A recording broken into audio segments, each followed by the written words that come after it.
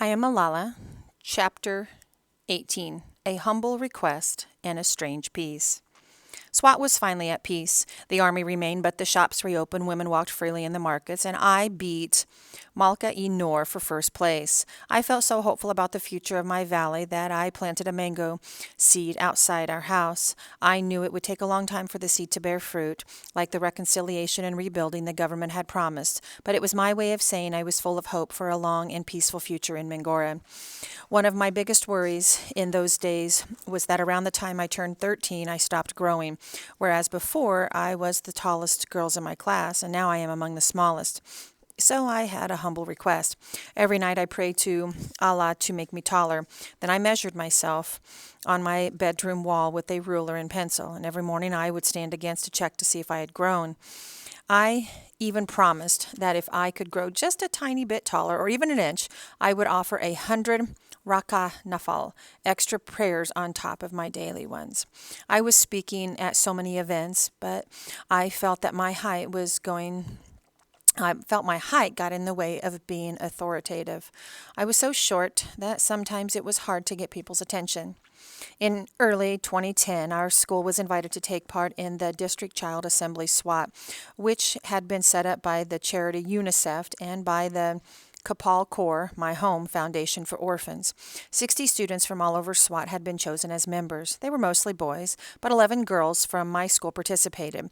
And when we held an election for speaker, I won. It was strange to stand on a stage and have people address me as Madam Speaker, but I took the responsibility very seriously.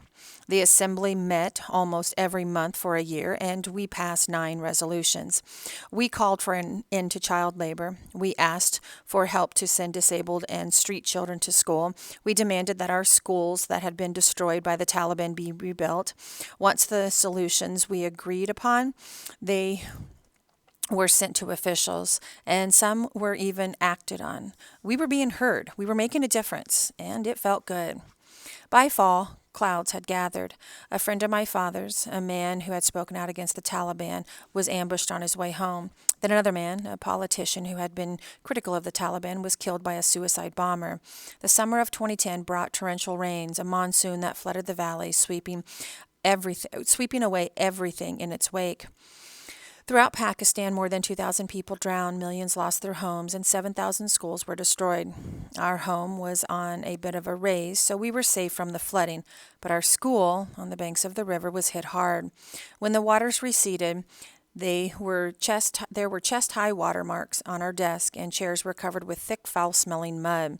Repairs would be very costly. The damage in Shangla was even worse, and fundamentalist religious leaders suggested once again that God had sent a natural disaster as punishment for enjoying un-Islamic behaviors.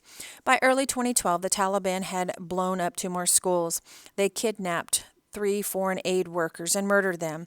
And another friend of my father's, a university president who had been outspoken against the Taliban, was killed by 2 gunmen who burst into his office.